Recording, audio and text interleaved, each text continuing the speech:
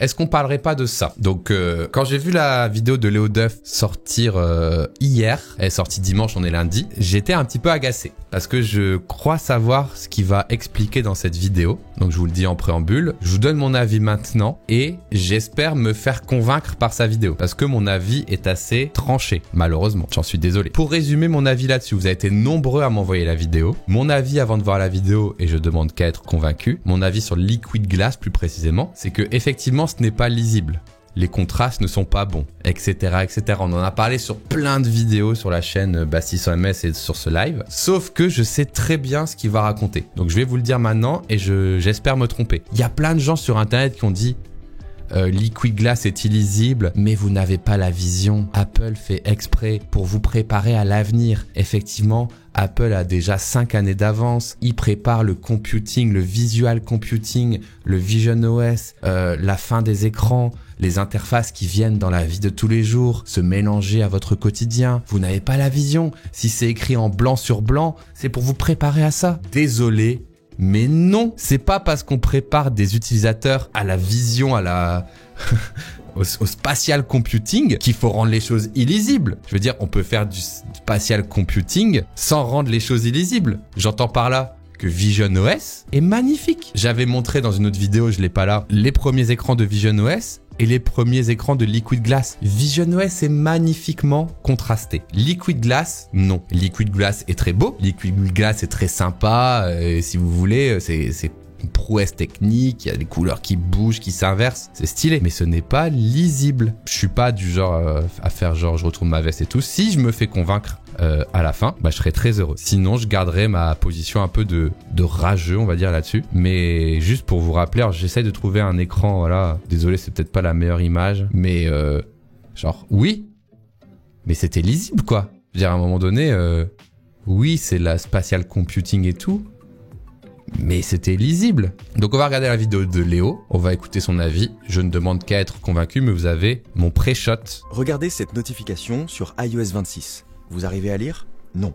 Et c'est bien le problème. Apple vient de rendre l'iPhone illisible. Après 18 ans à perfectionner la clarté de son interface, à rendre chaque pixel plus net, chaque interaction plus évidente, ils viennent de tout saboter. Mais c'est pas un bug, c'est volontaire. Leur nouvelle interface s'appelle Liquid Glass, du verre liquide. Un système qui rend chaque menu translucide, chaque notification brumeuse, au point où elles deviennent même difficiles. J'ai hâte de voir comment on peut défendre ça. Et bien sûr, je le dis là, aucune animosité envers Léo Duff et tout. J'aime beaucoup qu'il ait son avis et que j'ai mon avis. Je suis très animé par ces problèmes de contraste, moi. À lire. Pourquoi une entreprise obsédée par la perfection saboterait 18 ans de progrès? Parce qu'il vous conditionne, pour vous habituer à quelque chose qui n'existe pas encore. On verra à la fin de la vidéo, on fera Team Bastille et Team Léo, si vous voulez. On fera un petit sondage. Qui est-ce qui a convaincu l'autre? Voici comment Apple nous manipule depuis 17 ans. La première interface de l'iPhone imitait le monde réel. L'application Note était une feuille de papier jaune, le dictaphone un micro métallique. Aujourd'hui c'est kitsch, à l'époque... Allez le chat, dites-le si vous êtes bien éduqué par Bastille. Ça s'appelle le skeuomorphisme, bravo. Imaginez que vous venez de passer 10 ans avec un Nokia à touche physique. Vous savez exactement sur quelle touche cliquer, quelle pression exercer et quelle résistance attendre. Et du jour au lendemain, vous passez à cette dalle de verre froide, avec peu de boutons, pas de relief, juste du verre. Le skeuomorphisme, cette approche de design qui imite le réel, n'était pas un style. C'était un programme d'éducation intégré à l'interface. Le rôle de chaque texture était de recréer un repère familier. Toucher une icône devait évoquer une action que vous connaissiez déjà. Apple a maintenu cette illusion pendant 6 ans. C'est pour faire la transition entre le monde physique et le monde numérique, que les gens soient pas perdus. Un bouton, c'est en 3D, du papier, ça a une gueule de papier, et si tu vois un micro, tu peux parler dedans, etc., etc. Et s'il y a un truc qui est au-dessus d'un autre, bah, il y a un effet d'ombre, etc. Le temps d'apprendre à une génération entière à faire confiance au verre. 6 ans pour faire accepter qu'un rectangle de pixels remplace un bouton physique. Très bien. En 2013, avec iOS 7, Apple aplatit tout. Fini les textures bois et cuir, les icônes perdent leur texture et les boutons deviennent plats. Le public déteste, mais Apple s'en fout. Parce qu'en 2013, tout le monde maîtrise le tactile. Le problème n'est plus là. Le vrai défi à cette période, c'est la complexité croissante de l'iPhone. Alors du coup, moi j'ai adoré personnellement parce que du coup, étant designer, je trouvais ça trop stylé l'arrivée du flat et tout. Mais oui, le commun des mortels, je pense que ça devait être un peu déroutant quand même. Notification, multitâche... Moi j'ai aimé, mais bon. Le skeuomorphisme, avec ses textures lourdes, étouffé sous le poids de toutes ses fonctionnalités. Alors Apple a créé un langage universel capable de s'adapter à n'importe quelle situation. Ce qu'il faut dire aussi, c'est que quand t'enlèves le skeuomorphisme parce que t'as compris comment interagir avec, bah du coup on appelle ça le content first, c'est-à-dire que le contenu désormais est la star de l'écran et du coup tu vois direct que c'est Monday 10 juin, tu vois. Alors qu'avant bah c'était dans un post-it avec une ombre, un truc, tu prenais plus de temps. Voilà, donc c'est les étapes logiques. Le flat design était une nécessité fonctionnelle. Vous commencez à voir le modèle. Apple impose toujours un design pour préparer l'utilisateur à quelque chose. Le skeuomorphisme a éduqué au tactile, le flat design a canalisé sa complexité. Avec Mais c'était lisible quand même. iOS 26, Apple recommence. Mais cette fois, il ne vous prépare ni au tactile, ni à la complexité du smartphone. Il vous prépare à la disparition de l'interface. Mais avant de vous expliquer comment Apple prépare son avenir, 50 secondes pour vous expliquer comment préparer le vôtre avec Trade Republic. Ok, bon, on voit venir le truc, hein. Flat design d'appartement. Non, mais flat design, ça veut dire que t'enlèves les ombres, les contours, les 3D et tout, mais voilà. Ouais, donc, il y a un truc aussi après Shot, c'est que, comment expliquer, que, on va dire que l'arrivée du flat design, il y avait des erreurs de contraste aussi. Je suis d'accord. Et du coup, moi, dans ma take sur le liquid glass, c'est que ça peut pas durer comme ça et qu'ils vont forcément faire des updates. Sinon, c'est pas possible, quoi. Disparition de l'interface, c'est ciao, bah si. Ça, c'est vrai, par contre. Ça, c'est tout à fait vrai. L'interface, ça va disparaître parce que chatbot, parce que IA, parce que agent conversationnel, parce que instruction à la voix, etc. Ça, c'est sûr. Pas juste de la transparence. C'est de la physique simulée. Dans un flou classique, l'OS prend une image de l'arrière-plan et y applique un filtre. Les différentes surfaces n'interagissent pas vraiment, le contenu à l'arrière est juste flouté. Pour créer Liquid Glass, Apple utilise un moteur graphique en temps réel qui simule la manière dont la lumière se courbe et se diffuse à travers une surface de verre. Chaque menu devient une lentille de verre qui dévie la lumière comme si on voyait à travers du verre bombé. Inclinez votre iPhone et la lumière virtuelle change d'angle, comme si elle existait vraiment. C'est subtil, mais c'est partout. L'interface devient organique, elle vit. C'est hypnotisant et c'est assez beau, mais c'est parfois illisible. Apple a conçu cette matière pour que l'interface s'efface, afin de laisser place au contenu. Les couches transparentes vous laissent voir ce qui se cache derrière, tout en gardant les contrôles secondaires cachés, jusqu'au moment où vous en avez besoin. Le design guide votre attention sans que vous vous en rendiez compte. Cette idée d'interface contextuelle, qui disparaît quand elle ne devrait pas être l'objet de l'attention et réapparaît subtilement quand on en En vrai, c'est bien, hein, mais c'est mal... Enfin, tous les concepts sont bien, mais là, c'est pas bien réalisé. a besoin, elle est élégante. Élégante, non. Ça manque de flou.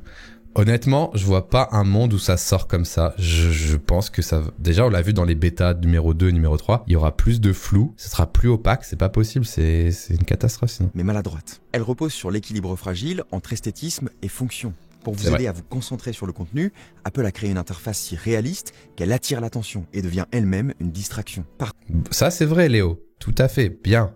Ça, c'est trop bien de le dire comme ça. Ils ont voulu créer quelque chose de réalisme et du coup, c'est le flou qui attire ton attention. Alors que le but, c'est que le flou, il gomme ton attention sur le truc du dessous pour justement focus ton attention sur un truc à la fois parce que c'est comme ça quand tu fais sur mobile. Et là, ils ont tellement mis d'efforts et c'est tellement stylé et une prouesse technique que ton attention, elle est attirée par l'effet qui devrait être discret. Comme une ombre portée en material design, elle doit pas se voir, elle doit juste servir à distinguer le dessus du dessous. Comme le flou de glass morphisme précédemment, il doit flouter l'arrière pour que tu puisses lire le devant. Je sais pas si ça manque de flou pour la visibilité ou que ce soit trop flou pour être très classe. Bah, ça manque de contraste. Si réaliste qu'elle attire l'attention et devient elle-même une distraction. Parfois, c'est très réussi, surtout sur des petits détails, mais sur des éléments plus gros, ça devient grotesque. Ça devient grotesque, tout à fait. Là, ça marche très bien.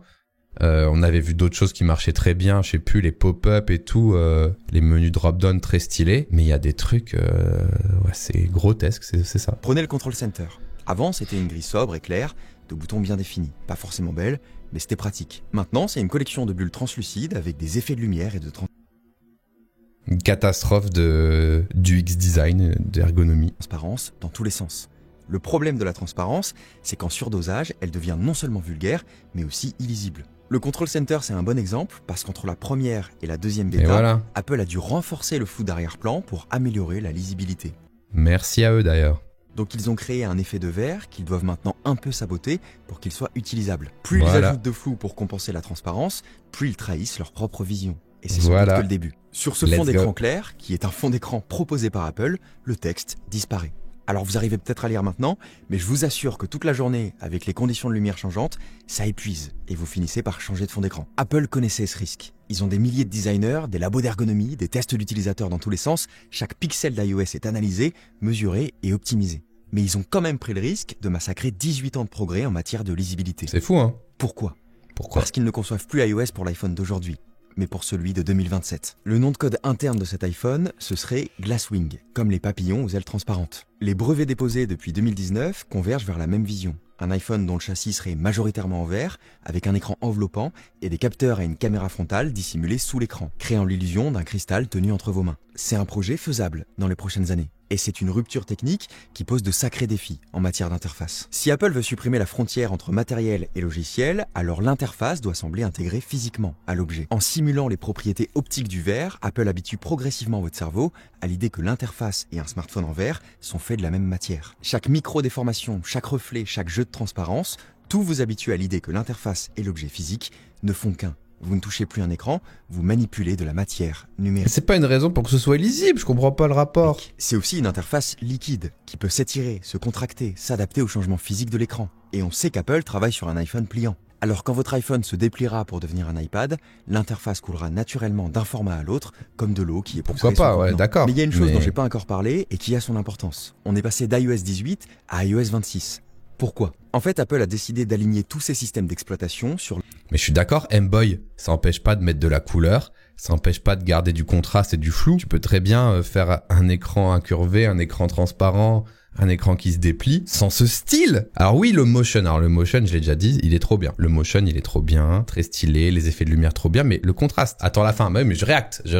l'année de sortie, parce qu'il considère désormais tous ses OS comme un seul écosystème unifié. Tous ces logiciels ne font plus qu'un. Et quand vous regardez visionOS, c'est magnifique! C'est trop beau, c'est contrasté. Pardon. la raison devient évidente. Quand vous ouvrez une app sur le Vision Pro, la fenêtre apparaît comme une bulle de verre flottante, avec la même courbure aux angles, la même façon de réfléchir la lumière, la même opacité subtile. Ils veulent que vous perceviez toutes ces interfaces comme un seul et même langage visuel. Apple pense que l'avenir de l'informatique n'est pas dans les écrans, il est dans l'espace.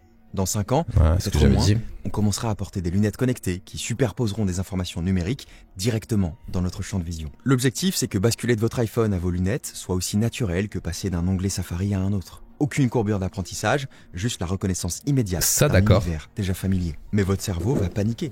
Ça fait 40 ans qu'on interagit avec des écrans plats, délimités, avec une frontière claire entre le numérique et le réel. Comment lui faire accepter qu'une fenêtre numérique puisse flotter dans l'espace réel, que des notifications apparaissent dans l'air, que des boutons existent sans support physique? C'est une transition beaucoup plus brutale, en les rendant illisibles, que le flat design.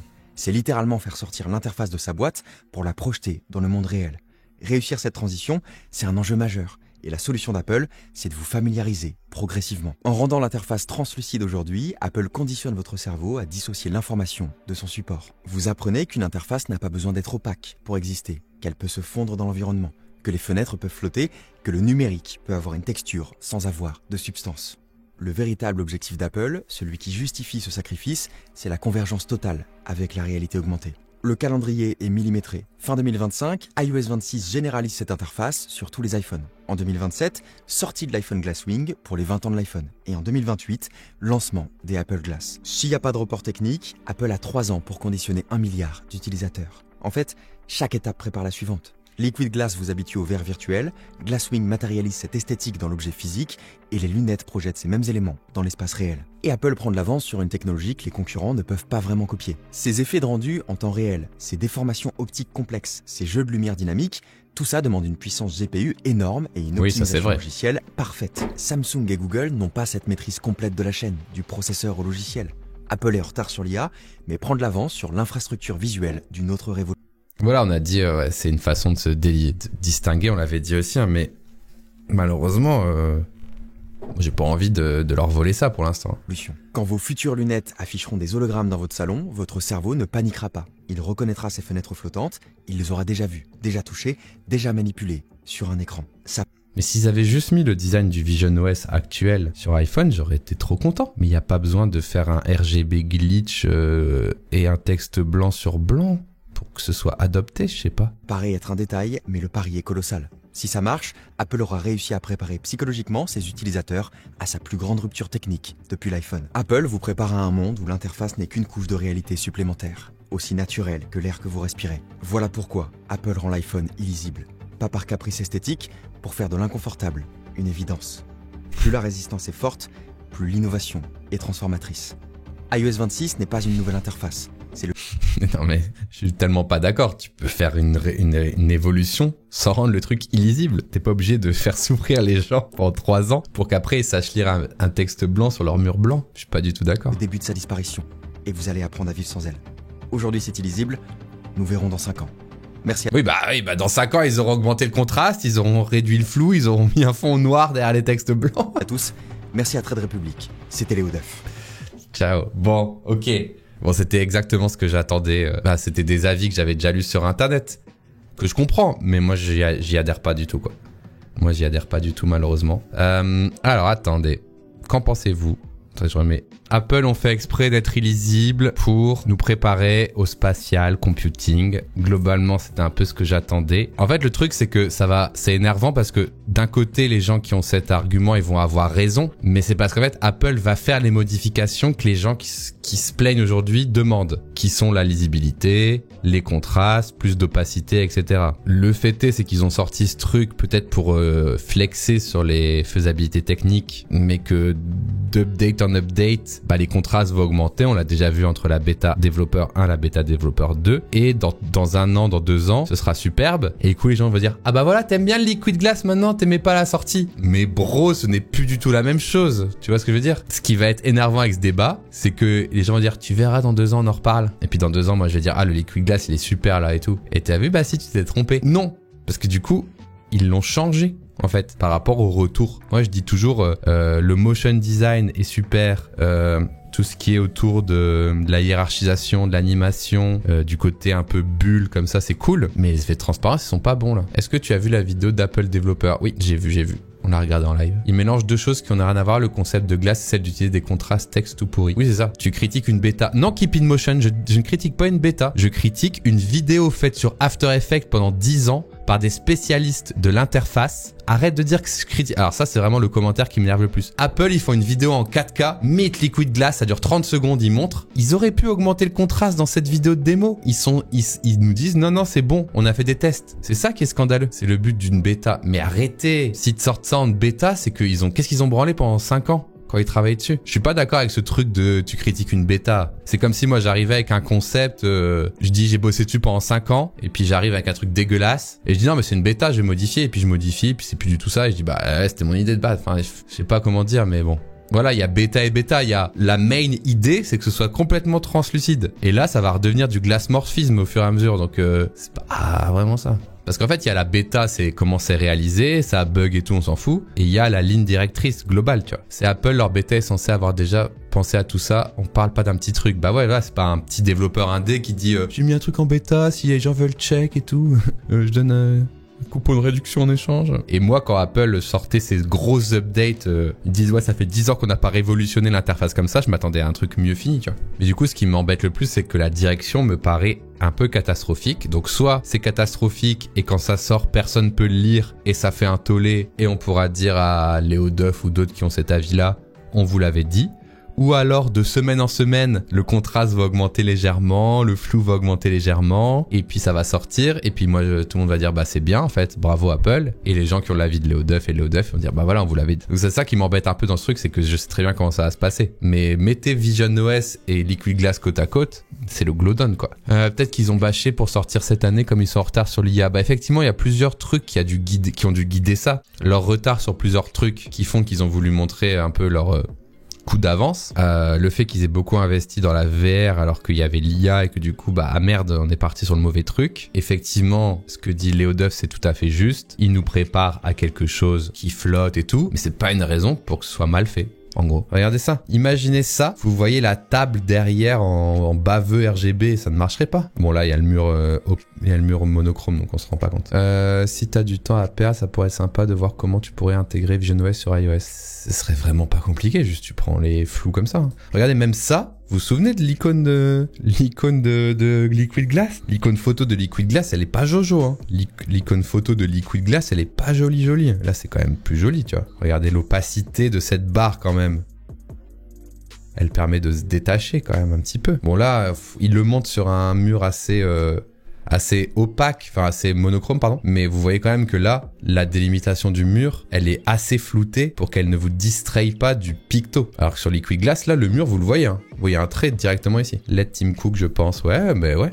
Mais du coup, moi, je suis très OK pour les laisser cooker. Le seul truc, c'est qu'il faut quand même les critiquer aujourd'hui. Regardez, ça en Liquid Glass, vous verriez un vieux rectangle ici, RGB glitch, et du coup, vous serez complètement distrait de ça, quoi. En gros, il veut mettre du RTX dans l'OS pour faire plus organique. Oui, et puis pour... regardez ça, en Liquid Glass, qu'est-ce que ça donnerait? Tu verrais tout derrière et tout. Du coup, ouais, je veux bien les laisser cooker, mais le problème, c'est qu'il faut les critiquer. Parce que là, tout le monde dit, waouh, masterclass, non, mais vous comprenez pas, vous avez pas la vision. Le fait qu'on voit rien, c'est trop maîtrisé, vous allez voir et tout. Mais du coup, si vous dites oui à ça...